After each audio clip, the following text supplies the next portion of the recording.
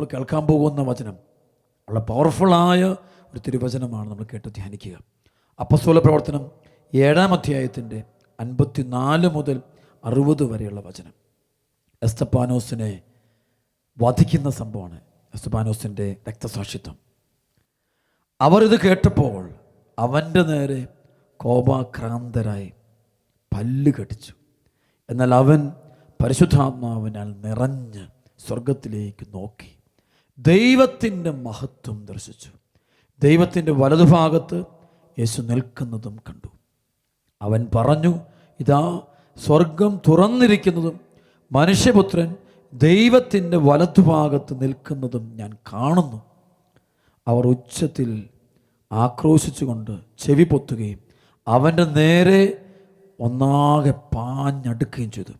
അവർ അവനെ നഗരത്തിന് പുറത്താക്കി കല്ലെറിഞ്ഞു. സാക്ഷികൾ തങ്ങളുടെ വസ്ത്രങ്ങൾ സാവൂളെന്ന ഒരു യുവാവിൻ്റെ കാൽക്കൽ അഴിച്ചു വെച്ചു. അനന്തരം അവർ സ്തെഫാനോസിനെ കല്ലെറിഞ്ഞു. അപ്പോൾ അവൻ പ്രാർത്ഥിച്ചു, കർത്താവായ യേശുവേ, എൻ്റെ ആത്മാവിനെ കൈക്കൊള്ളണമേ. അവൻ മുട്ടുകുത്തി വലിയ സ്വരത്തിൽ അപേക്ഷിച്ചു, കർത്താവേ, ഈ പാപം അവരുടെ മേൽ ആരോപിക്കരുതേ. ഇത് പറഞ്ഞ് അവൻ മരണനിദ്ര പ്രാപിച്ചു. പ്രിയപ്പെട്ട ദൈവമക്കളെ, ഈ ഒരു അഭിഷേകം നമുക്ക് കിട്ടാനായിട്ട് പ്രാർത്ഥിക്കാം. വലിയ ആഗ്രഹത്തോടെ വചനത്തിൻ്റെ ആഴങ്ങളിലേക്ക് പോകാം. വചനം തുടങ്ങുന്നിങ്ങനെ, അവർ ഇത് കേട്ടപ്പോൾ അവൻ്റെ നേരെ കോപാക്രാന്തരായി പല്ലുകടിച്ചു.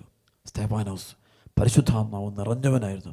അപ്പോസ്തല പ്രവർത്തനത്തിൽ പറയുന്നുണ്ട്, അവനിൽ 6-ാം അധ്യായത്തിൻ്റെ 10-ാമത്തെ വചനം, അവൻ്റെ സംസാരത്തിൽ വെളിപ്പെട്ട ജ്ഞാനത്തോടും ആത്മാവിനോടും എതിർത്ത് നിൽക്കുവാൻ അവർക്ക് കഴിഞ്ഞില്ല. അത്രമാത്രം പരിശുദ്ധാത്മാവ് നിറഞ്ഞൊരു വ്യക്തിയായിരുന്നു എസ്തപ്പാനോസ്. എസ്തപ്പാനോസ് ഈശോയെ സ്നേഹിച്ചിരുന്നു. വചനം ബൈഹാർട്ടായിരുന്നു. ദൈവവചനമൊക്കെ കാണാപ്പാടറിയാം. അവിടെ ഒരു വലിയൊരു വചന പ്രസംഗം നടത്തുന്നുണ്ട്. അതാണ് അപ്പോസ്തല പ്രവർത്തനം 7-ാം അധ്യായം മുഴുവൻ തന്നെ, ചരിത്രം മുഴുവൻ ദൈവവചനം പഠിച്ചുകൊണ്ട് ശരിക്കും വലിയൊരു വചന ശുശ്രൂഷ എസ്തപ്പാനോസ് നടത്തുകയാണ്. അവസാനം പ്രവാചക തുല്യമായിട്ട് എസ്തപ്പാനോസ് വിളിച്ചു പറയുന്നുണ്ട്. അപ്പോസ്തല പ്രവർത്തനം 7-ാം അധ്യായത്തിൻ്റെ 51-ാമത്തെ വചനം, മർക്കടമുഷ്ടികളെ ഹൃദയത്തിലും കാതുകളിലും അപരിച്ചെതിരെ നിങ്ങളെല്ലായ്പ്പോഴും പരിശുദ്ധാത്മാവിനോട് മല്ലടിക്കുന്നു. നിങ്ങളുടെ പിതാക്കന്മാരെ പോലെയാണ് നിങ്ങളും. ഇതൊരു വലിയൊരു സംഭവമാണ്.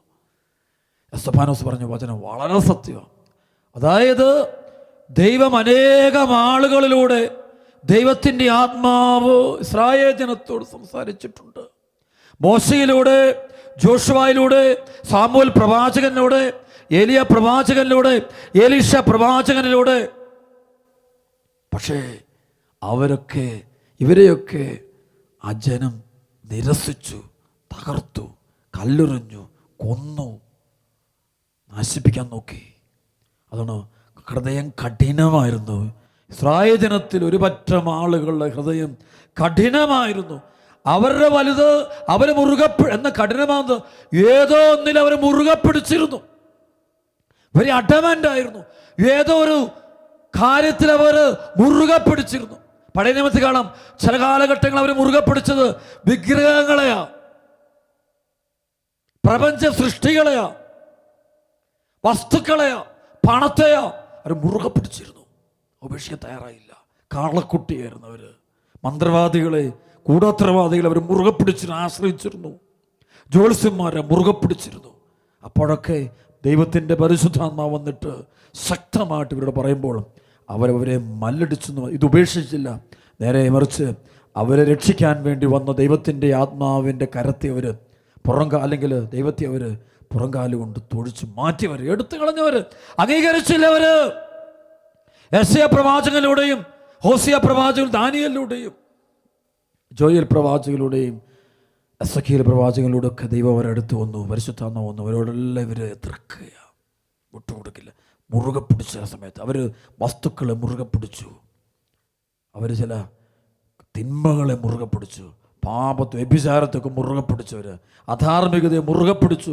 കൊലപാതകങ്ങളെപ്പോലും അവർ ന്യായീകരിച്ചു, മുറുകെ പിടിച്ചിട്ട് അവർ ദൈവത്തെ നിന്ദിച്ചു. അതാണ് കഠിന ഹൃദയം. കക്കിൻ്റെ അർത്ഥം എന്താ? ചില കാര്യങ്ങളിൽ അവർ മുറുകെ പിടിച്ചിട്ട് ദൈവകാര്യങ്ങളെ മുറുകെ പിടിക്കാത്തവരാ. ദൈവത്തെയും ദൈവരാജ്യത്തെയും ആത്മരക്ഷയും മുറുകെ പിടിക്കാതെ ലോകത്തിലെ നശിച്ചു പോകുന്ന വസ്തുക്കളെയും നേട്ടങ്ങളെയും മുറുകെ പിടിക്കുന്നവർ. അതാണ്, അവരെ നോക്കിയാണ് എസ്തഫാനോസൊക്കെ പറയുന്നത്. ഈശോ വന്നപ്പോഴും, രക്ഷകനായ ഈശോ മിശിഹ വന്നപ്പോഴും പ്രവചന ഗ്രന്ഥങ്ങളിൽ വ്യക്തമായിട്ട് ഈശോ മിശിഹയെ കുറിച്ച് പറഞ്ഞത്, കന്യക ഗർഭം ധരിച്ചൊരു പുത്രനെ പ്രസവിക്കും, ഇമ്മാനുവേൽ എന്ന് വിളിക്കപ്പെടും, ബെത്ലഹേമിൽ നിന്ന് ഈശോ ജനിക്കും. അവനെ ഈശോ മുഴുവൻ പക്ഷെ ഇത് മുഴുവൻ കാണും. അവർ മല്ലടിക്കുക, ഈശോയുടെ വചനം കേട്ടിട്ട് സ്വീകരിക്കുന്നില്ല. അവർ ചില കാര്യങ്ങൾ മുറുകെ പിടിച്ചവർ, അവരവരുടെ നിയമസംഹിതകളിൽ മുറുകെ പിടിച്ചവർ, അവരുടെ കാഴ്ചപ്പാട് അവർ മുറുകെ പിടിച്ചു. തങ്ങൾ ജ്ഞാനികളാണെന്ന് അവർ കരുതിയവർ. അതാണ് റോമാലേഖനത്തിൽ പറയുന്നുണ്ട്, 1-ാം അധ്യായത്തിന് 21 മുതലുള്ള വചനത്തിൽ അവർ ജ്ഞാനികളെന്ന് വിചാരിച്ച് സ്വയം പോഷന്മാരായി തീർന്നു. അവർ യുക്തിചിന്ത കൊണ്ട് നിറഞ്ഞിരിക്കാം. 1 കൊരിന്ത്യസ് 3-ാം അധ്യായത്തിന് 18, 19, 20 വചനമുണ്ട്. അവർ ജ്ഞാനികളാണെന്ന് കരുതിക്കൊണ്ട് ഒരു പോഷന്മാരായി തീരുകയാണ്. ചില കാര്യങ്ങളെ മുറുകെ പിടിച്ചു. ഞങ്ങളാണ് ശരി, വേറെ ആരും ശരിയല്ല. അവർ വസ്തുവിനെയും ലോകത്തെയും സുഖങ്ങളെയും നേട്ടങ്ങളെയും ഒക്കെ ഒരു മുറുകെ പിടിച്ചു. പേരിനെയും പെരുമയും സംവിധാനങ്ങളെ മുറുകെ പിടിച്ചിട്ട് അവർ ഈ ജീവിക്കുന്ന ദൈവത്തെ അങ്ങനെ തള്ളി. അതാണ് കഠിന ഹൃദയർ. ഈ കാലഘട്ടത്തിലും കാണാം, ഇതേ കഠിന ഹൃദയരെ കാണാൻ പറ്റും. ഈശോയുടെ കാലം ഇത്. അതുകൊണ്ട് അവർ ഈശോ സ്വീകരിച്ചില്ല. അതുകൊണ്ട് ഈശോ പറഞ്ഞത്, ദൈവരാജ്യം നിങ്ങളിൽ നിന്നെടുത്ത് ഫലം പുറപ്പെടുവിക്കുന്ന ജനതയ്ക്ക് കൊടുക്കും. പണിക്കാർ ഉപേക്ഷിച്ച് കളഞ്ഞ കല്ല് തന്നെ മൂലക്കല്ലായിട്ട് തീർന്നു. അവർ എടുത്ത് കളഞ്ഞവർ, പണിക്കാർ ഉപേക്ഷിച്ച് കളഞ്ഞ കല്ല് ഈശോ മിശിഹയെ കുറിച്ച് അവർ എടുത്ത് കളയും. അവർക്ക് പറ്റില്ല. അവർ ചില കാര്യങ്ങൾ മുറുകെ പിടിച്ചു. അവർ മുന്തിരിത്തോട്ടങ്ങളെയും ആപ്പിൾ തോട്ടങ്ങളെയും വീടുകളെയും അവരുടെ സംവിധാനങ്ങൾ, അവർ കാഴ്ചപ്പാടുകളെയും അവർ മുറുകെ പിടിച്ചിട്ട് ഉദ്ധിതനായ കർത്താവിൻ്റെ സാന്നിധ്യത്തെ അവർ അംഗീകരിച്ചില്ല. ഉയർത്തെഴുന്നേറ്റ് പോലും അവരത് അംഗീകരിക്കാഞ്ഞത് അത് അവരെ ബാധിക്കും.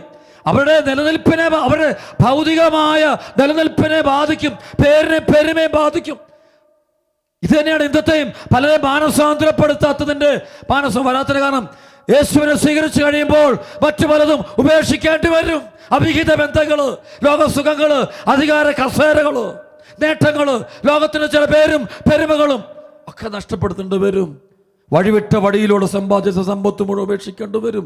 വീട് ഉപേക്ഷിച്ച് ഇറങ്ങിപ്പോകേണ്ടി വരും. ഇപ്പം താമസിക്കുന്ന വീട് പോലും കാണിച്ച് വഴിതെറ്റിയ മാർഗങ്ങളിലൂടെ നേടിയെടുത്തതൊക്കെ അതൊക്കെ ഉപേക്ഷിക്കേണ്ടി വരും. പലതും ഉപേക്ഷിക്കേണ്ടി വരും. അതുകൊണ്ട് അതാണ് കഠിന ഹൃദയം എന്ന വാക്കിൻ്റെ അർത്ഥം. അതാ, ചിലതിനെ ഞാൻ മുറുകെ പിടിച്ചിരിക്കുന്നു, ലോകത്തിൻ്റെ സുഖങ്ങളെയും മുറുകെ പിടിച്ചിരിക്കുന്നു, ഭൗതികവാദത്തിൽ മുറുകി നിൽക്കുന്നു. അത് മുറുകെ പിടിച്ചിരിക്കുക. അത് മുറുകെ പിടിച്ചിരിക്കുന്നുണ്ട്.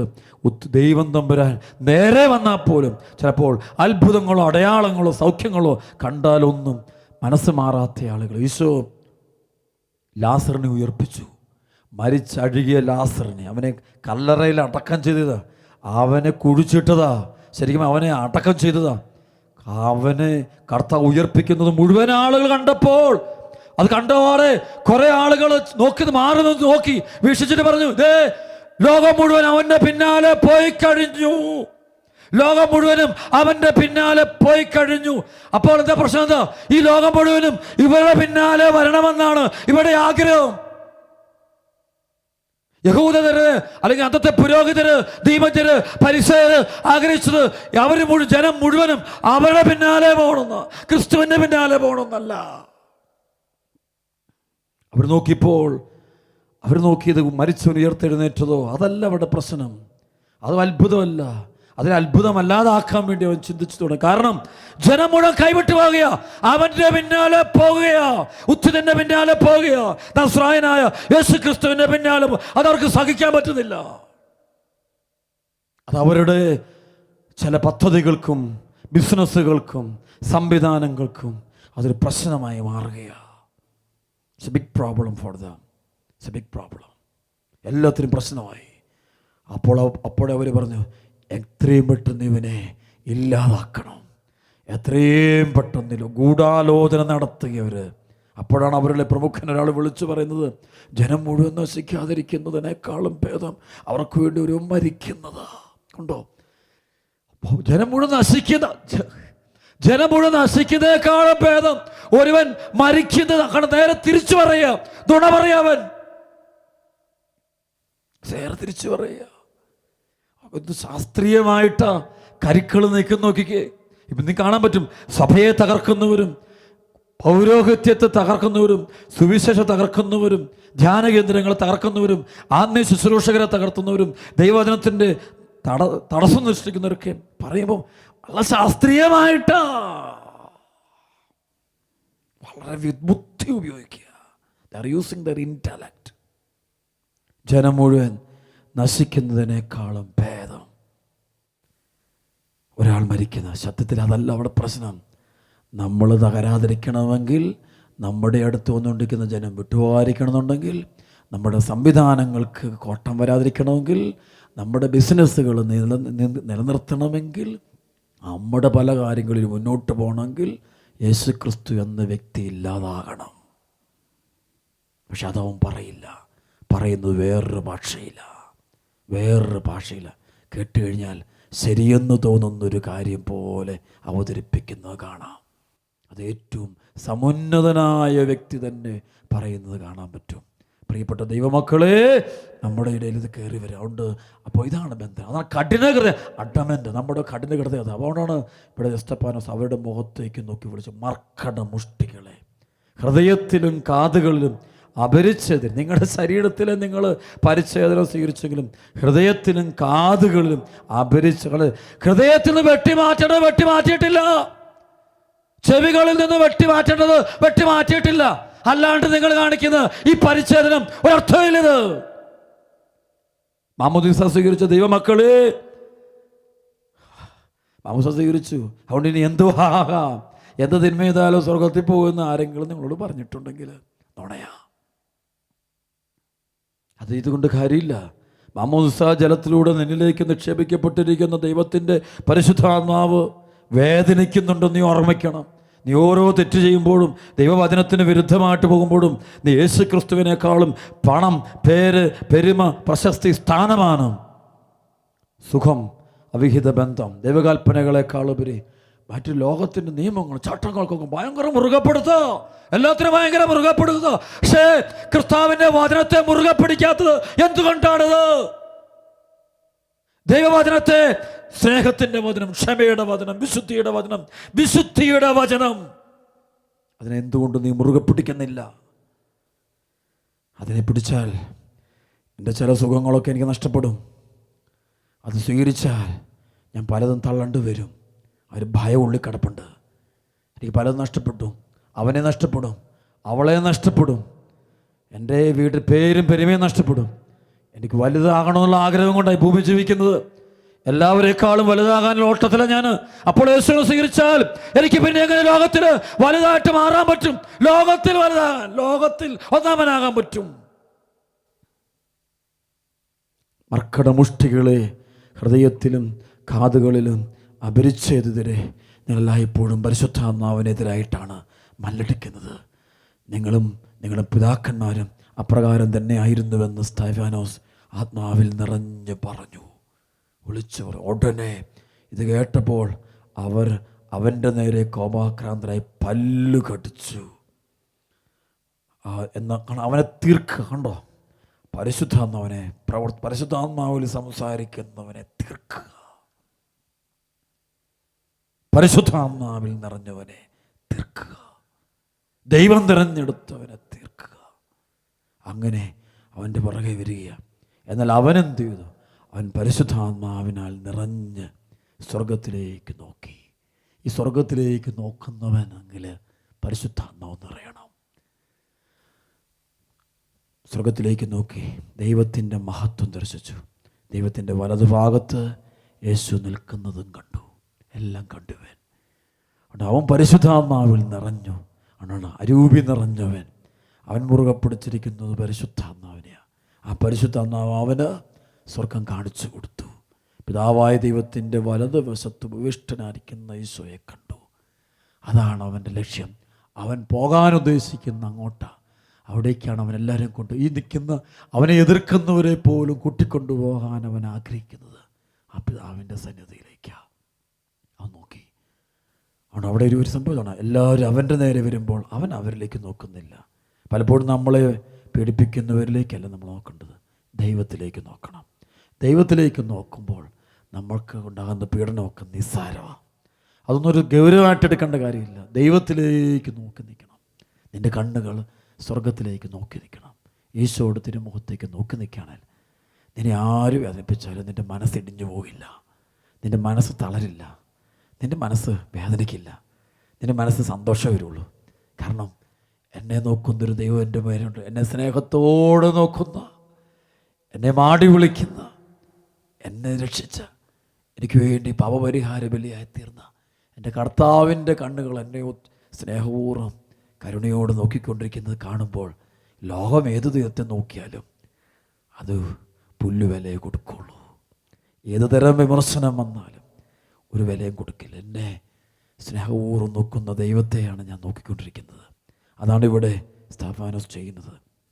കണ്ടു, അവനത് കണ്ടു, ദൈവനത് കാണിച്ചു കൊടുത്തു. സഹനം വരുമ്പോൾ ദൈവത്തെ കാണാൻ പറ്റും.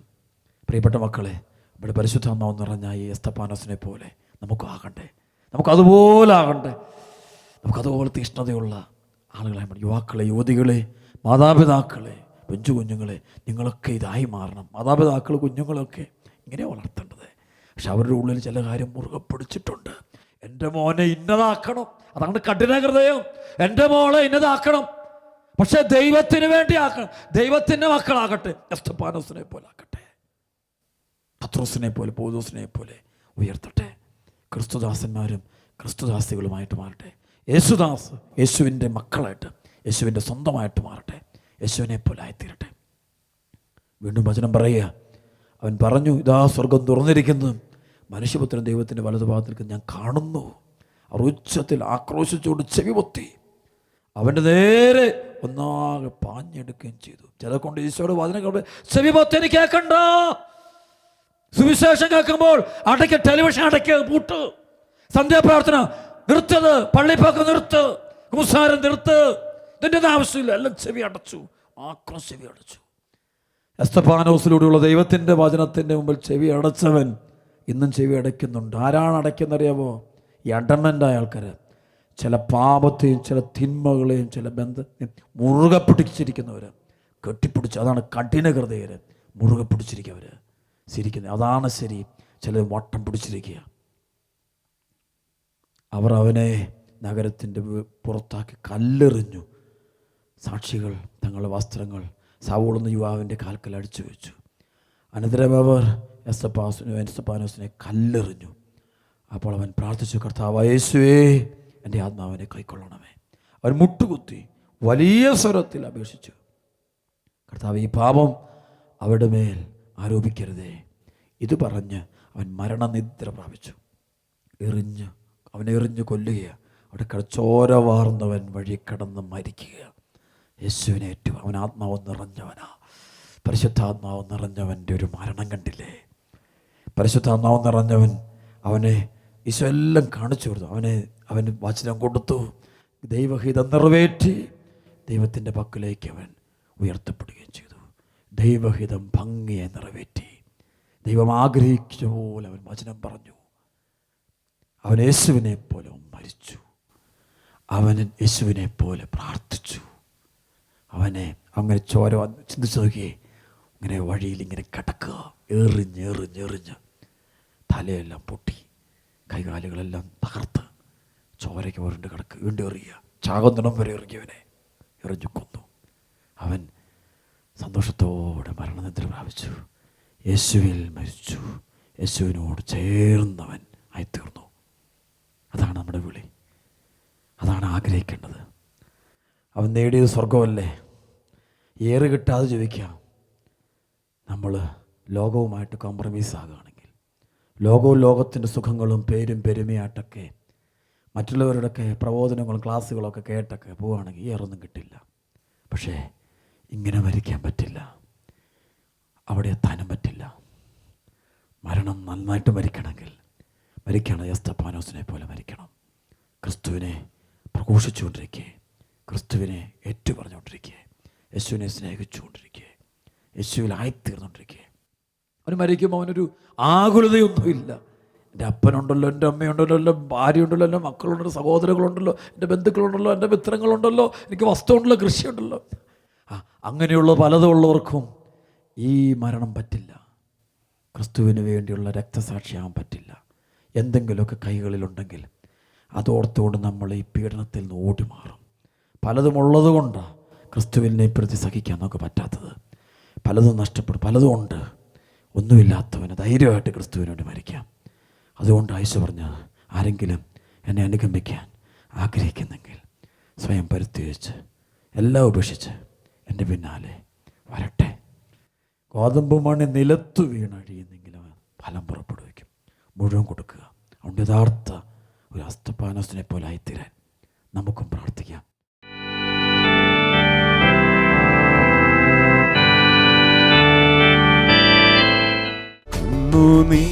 നീരെന്നു മാറുമോ, വേദനകളെന്നു തീരുമോ? ഹൃദയം തകർന്നവർക്ക് കർത്താവ് സമീപമാണ്. നീരെന്നു മാറുമോ,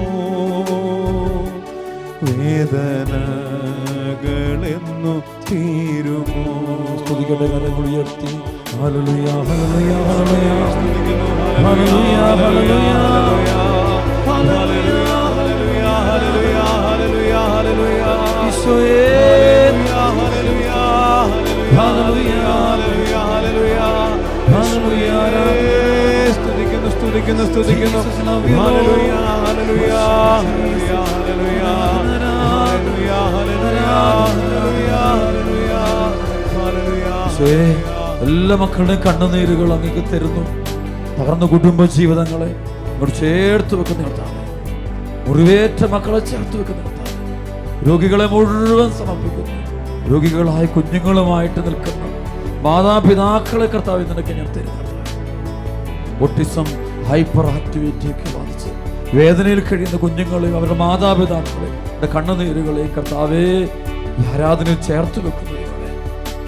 ഈശോയെ, വിവാഹമോചനത്തിന്റെ വക്കിൽ നിൽക്കുന്ന കുടുംബങ്ങളെങ്കിൽ തരുന്ന ജീവിത പങ്കാളിയിൽ നിന്ന് പീഡനമേറ്റ് വിവാഹമോചനത്തിന്റെ വക്കിൽ നിൽക്കുന്ന നിരവധി കുടുംബജീവിതങ്ങളെ കർത്താവേ നിനക്ക് ചേർത്ത് വെക്കുന്നു. പാപത്തിന് അടിമ വേല ചെയ്തുകൊണ്ട് കഴിയുന്ന മക്കളെ തരുന്ന വിശ്വാസം നഷ്ടപ്പെട്ടു പോയ മക്കളെ തരുന്ന കർത്താവേ, മാതാപിതാക്കളെ ഓർത്ത് ദൈവമേ സമർപ്പിച്ച് പ്രാർത്ഥിക്കുന്നു. കുഞ്ഞുങ്ങളെ നഷ്ടപ്പെട്ടതിന്റെ തീരാത്ത വേദനയിൽ കഴിയുന്ന എല്ലാ മാതാപിതാക്കളെ തരുന്നു. ദൈവമേ, വലിയ പ്രതിസന്ധികളിൽ സഹനത്തിൽ കഴിയുന്ന ഓരോ ജീവിതങ്ങളെ, യുവാക്കൾ, യുവതികൾ, ജീവിതം വഴിമുട്ടി നിൽക്കുന്ന മുഴുവൻ മക്കളെ, ഭയത്തിനടിമപ്പെട്ട് കഴിയുന്ന മക്കളെ നിനക്ക് തരുന്നു. എല്ലാ രോഗികൾക്കും വേണ്ടി പ്രാർത്ഥിക്കുന്നു. സാത്താന്റെ പീഡയിൽ അടിമത്തത്തിൽ കഴിയുന്ന മക്കളെ ഈശോയെ, ദിവികാരനെ ഈശോയെ ചേർത്ത് വെച്ചുകൊണ്ട് കണ്ണുനീരോടെ വിളിച്ച് പ്രാർത്ഥിക്കുന്ന കർത്താവേ, hallelujah, hallelujah, hallelujah, hallelujah, hallelujah, hallelujah, hallelujah, hallelujah, hallelujah, hallelujah, hallelujah, hallelujah, hallelujah. വിശ്വാസത്തിന്റെ സമയമാണ്, അനുഗ്രഹിക്കുന്ന സമയം. ഓരോ വ്യക്തിയിലേക്കും തിരുശരീരത്തിലൂടെ ശക്തി കൊടുക്കും. ഓരോ കുടുംബത്തിലും സംഭവിക്കും. തലച്ചോർ സംബന്ധമായ രോഗങ്ങൾ നീങ്ങട്ടെ, ഹാർട്ട് സംബന്ധ രോഗം മാറട്ടെ, ഓട്ടിസം, ഹൈപ്പർ ആക്ടിവിറ്റി രോഗം മാറട്ടെ, പാപശക്തികൾ വിട്ടുപോകും, പൈശാചിക ബന്ധനം വിട്ടു, തടസ്സങ്ങളെല്ലാം മാറിപ്പോ, അന്ധകാരം മുഴുവൻ നിറയട്ടെ. ഹല്ലേലൂയ, കർത്താവേ, hallelujah, hallelujah, hallelujah, hallelujah, hallelujah, hallelujah.